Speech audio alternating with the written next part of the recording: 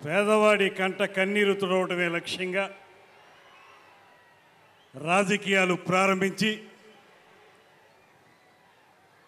ఆంధ్రప్రదేశ్ రాష్ట్ర రాజకీయాల్లో ఒక ప్రత్యేక వరవడిని సృష్టించి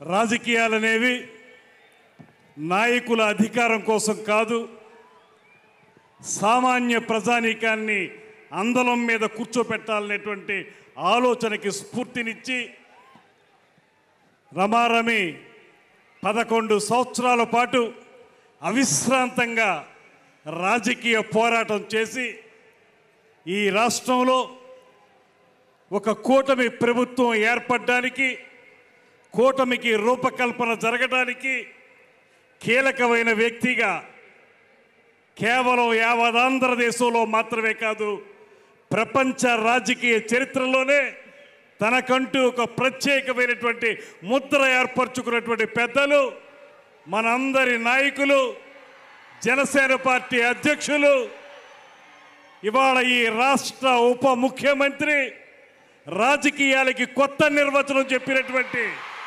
శ్రీ పవన్ కళ్యాణ్ గారికి మనందరి తరపున కూడా ప్రత్యేకమైనటువంటి ధన్యవాదాలు తెలియజేస్తూ, వేదిక మీద ఉన్నటువంటి ఈ కార్యక్రమాన్ని తన నేతృత్వంలో అత్యద్భుతంగా నిర్వహించినటువంటి నాదెండ్ల మనోహర్ గారు, అదేవిధంగా పెద్దలు శ్రీ నాగబాబు గారు, నూతనంగా శాసనమండలి సభ్యునిగా ఎంపికైనటువంటి శ్రీ నాగబాబు గారు, వేదిక మీద ఉన్నటువంటి 50 మంది పార్లమెంటు సభ్యులకు, శాసన సభ్యులకు, శాసన మండలి సభ్యులకు, అదేవిధంగా వివిధ కార్పొరేషన్ల చైర్పర్సన్స్కు, డైరెక్టర్లకు, అన్నిటికంటే మించి ఇవాళ పవన్ కళ్యాణ్ గారి పిలుపు మేరకు జనసేన పార్టీ జెండా రెపరెపలాడుతుందంటే దానికి ప్రధాన కారకులైనటువంటి 50 మంది జన సైనికులకు, వీర మహిళలందరికీ కూడా నమస్సుమాంజలి తెలియజేస్తా ఉన్నాను.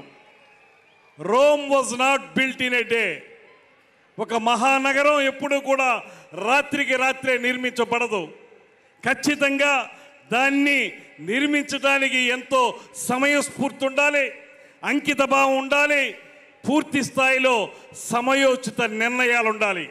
ఇవాళ నేను గమనించినటువంటి, నేను పరిశీలించినటువంటి పవన్ కళ్యాణ్ గారిలో తొలి నుంచి ఉన్నటువంటి ఆలోచనలు, అంకిత భావం, ఎలాంటి పరిస్థితుల్లో కూడా ఎత్తిన జెండాని కిందకి దించకూడదనేటువంటి నిఖార్సైనటువంటి రాజకీయ వాదం, సమయోచిత నిర్ణయాలు, దానికి మించి అలుపెరిగిన పోరాటాలు, ఇవే శ్రీ పవన్ కళ్యాణ్ గారిని రాష్ట్ర స్థాయిలో మాత్రమే కాకుండా జాతీయ స్థాయిలోనే ఒక అద్భుతమైనటువంటి నాయకునిగా నిలబెట్టినటువంటి లక్షణాలు అనేటువంటి మాటని ఈ సందర్భంగా నేను మనవి చేస్తున్నాను.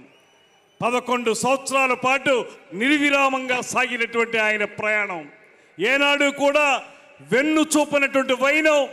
ఆ రోజు 2019లో మనందరం కూడా ఓడిపోతే ఒకే ఒక్క సీట్ వస్తే కూడా మంగళగిరి ఆఫీసులో ఆయన చెప్పిన మాట నాకు ఇప్పటికీ కూడా చెవుల్లో గింగురుమంటూనే ఉంటుంది. ఆయన ఒకే ఒక్క మాట చెప్పారు, ఓటమనేది నన్ను 1 గంట మాత్రమే బాధ పెట్టింది. ఆ తర్వాత నేను అనుకున్నాను, ఈ కంఠంలో ప్రాణం ఉన్నంత వరకు కూడా జనసేన పార్టీ జెండాని నిలబెట్టాలనేటువంటి మాటతోనే నేను ముందుకు వెళ్ళాననేటువంటి మాట వారు చెప్పింది. అదే మాకు శిరోధార్యమైంది. ఇవాళ ఆయన మాట ప్రకారమే ఆయనతో కలిసి ప్రయాణం చేస్తూ ఉన్నాం. ఇవాళ ఒక శాసనసభ్యుడిగా, ఈ రాష్ట్ర మంత్రిగా, అత్యంత కీలకమైనటువంటి శాఖలకి మంత్రిగా మీ ముందు నేను నిలబడగలిగానంటే దానికి కేవలం శ్రీ పవన్ కళ్యాణ్ గారు చూపించినటువంటి వాత్సల్యమే కారణం అనేటువంటి మాటని మీ అందరికీ స్పష్టంగా తెలియజేస్తా ఉన్నా. ఇవాళ అధికారంలోకి వచ్చిన తర్వాత మీ అందరికీ తెలియంది కాదు, అధికారంలోకి వచ్చిన తర్వాత విర్రవీగే ప్రభుత్వాన్ని మనం చూసాం. నోటికొచ్చినట్టు మాట్లాడేటువంటి దుర్మార్గుల్ని చూసాం. బూతులు తప్ప మరొకటి తెలియనటువంటి నాయకుల్ని చూసాం. ఇవాళ పవన్ కళ్యాణ్ గారిని చూడండి. ఆ రోజు ప్రతిపక్షంలో ఉన్నప్పుడు కూడా ఎప్పుడూ కూడా ఆయన మాట మేరలేదు. ఒకే ఒక్క మాట ఆయనకి చెప్పారు, రేపు అధికారం వచ్చిన తర్వాత మీ పరిస్థితి అవుతుందో గమనించుకోండి అనేటువంటి మాట మాత్రమే ఆయన చెప్పారు.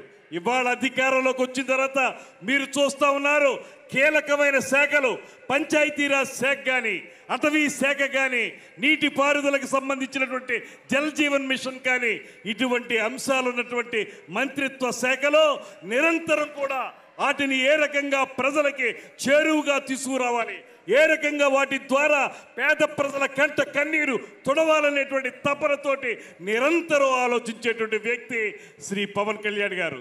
అందుకే వాళ్ళు ఎన్ని మోగినా కుక్కలు అరుస్తాయి, అరిచిన కుక్కల్ని మనం ఏం పట్టించుకోక్కర్లేదనేటువంటి మాటతోటి ఇవాళ ఆయన చేస్తున్నటువంటి కార్యక్రమాలు నేను ఒక్కటే మనవి చేస్తున్నాను.